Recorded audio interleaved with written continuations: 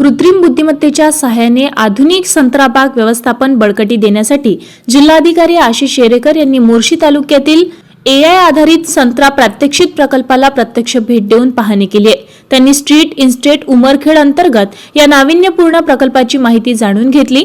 मोर्शी येथील प्रगतशील शेतकरी नवीन पेठे यांच्या शेतावर हा प्रयोग राबविला जात आहे। यावेळी जिल्हाधिकाऱ्यांनी खालील तंत्रज्ञानांची सविस्तर माहिती घेतली।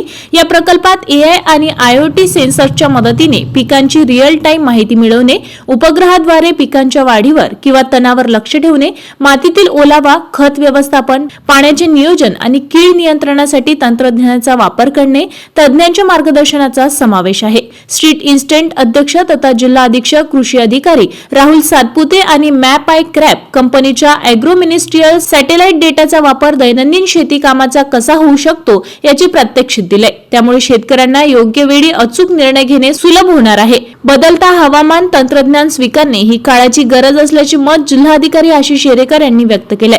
IoT सेन्सर्समुळे खते आणि पाण्याचा कार्यक्षम वापर होऊन उत्पादन खर्च कमी होईल आणि संत्र्यांचा दर्जा सुधारेल अशी आशा त्यांनी यावेळी व्यक्त केली आहे। यावेळी स्ट्रीट इन्स्टंट मुख्य कार्यकारी अधिकारी अजय तडेगावकर, मोर्शीचे उपविभागीय अधिकारी प्रदीप पवार, तहसीलदार सागर ढवळे, तालुका कृषी अधिकारी प्रथमेश माने आदी उपस्थित होते।